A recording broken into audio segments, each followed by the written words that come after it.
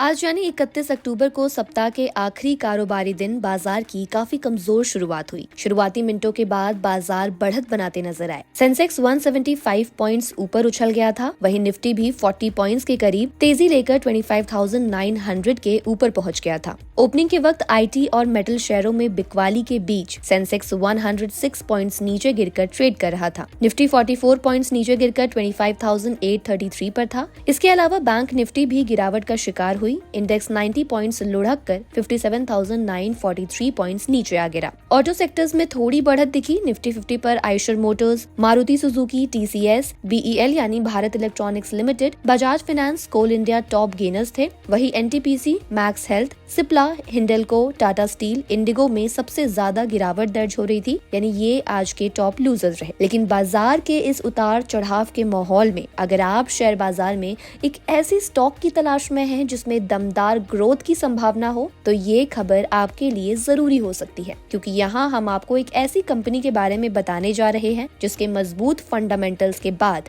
Brokerage इस पर काफी बुलिश नजर आ रहे हैं। नाम है रूबिकॉन रिसर्च, जो फार्मा रिसर्च और डेवलपमेंट से जुड़ी कंपनी है। देश के बड़े ब्रोकरेज हाउस मोतीलाल ओसवाल की नजर इस स्टॉक पर पड़ी है। ब्रोकरेज ने कंपनी को लेकर एक बेहद पॉजिटिव रिपोर्ट जारी की है। ऐसे में आज जानेंगे कि आखिर क्यों ब्रोकरेज रूबिकॉन रिसर्च पर इतना बुलिश है।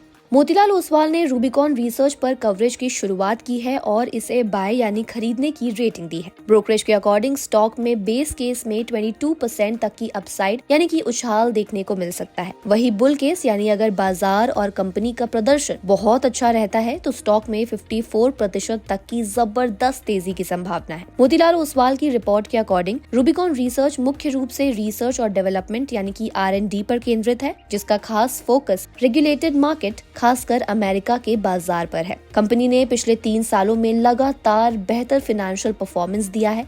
ऐसे में ब्रोकरेज मानते हैं कि रूबिकॉन रिसर्च अपनी रिसर्च कैपेबिलिटीज और अमेरिका जैसे बड़े बाजार पर ध्यान केंद्रित करने के कारण फ्यूचर में अच्छा रिटर्न डिलीवर कर सकती है। FY 22 से 25 के दौरान कंपनी का रेवेन्यू 60% की CAGR से बढ़कर 1,280 करोड़ तक पहुंच गया है।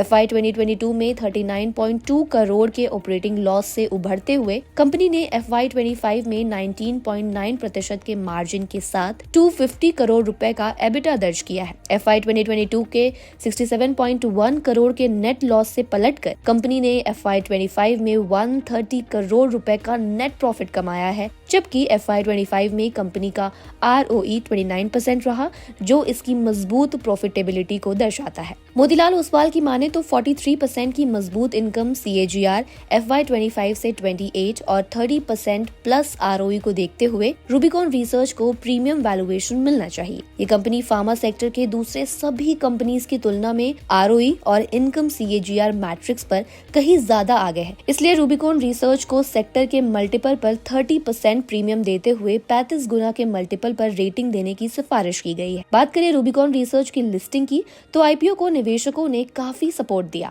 इशू को कुल 103.9 गुना सब्सक्रिप्शन मिला, जिसमें रिटेल इन्वेस्टर्स का हिस्सा 35.4 गुना, नॉन इंस्टीट्यूशनल इन्वेस्टर्स का 97.6 गुना और QIB का 130.2 गुना रहा। ये IPO इस साल के सबसे ज्यादा सब्सक्राइब्ड IPOs में से एक रहा। इशू 485 प्रति शेयर के प्राइस बैंड पर आया था और 1,377.5 करोड़ रुपए का था। इसमें 500 करोड़ का फ्रेश इशू और 877.5 करोड़ का ऑफर फॉर सेल यानी कि OFS शामिल था। इसका IPO BSE पर 27.86% प्रीमियम के साथ BSE पर 620.10 रुपए पर लिस्ट हुआ था। आपको बता दें, रूबिकॉन रिसर्च एक फार्मास्यूटिकल फॉर्मुलेशन, डेवलपमेंट और मैन्युफैक्चरिंग कंपनी है। कंपनी के पास काफी मजबूत ग्लोबल क्लाइंट बेस है और अमेरिका सहित कई प्रमुख बाजारों में इसकी उपस्थिति है। कंपनी का फोकस नए प्रोडक्ट्स और रिसर्च कैपेबिलिटी बढ़ाने पर है, जिससे आने वाले समय में ग्रोथ की संभावनाएं मजबूत बनी हुई है।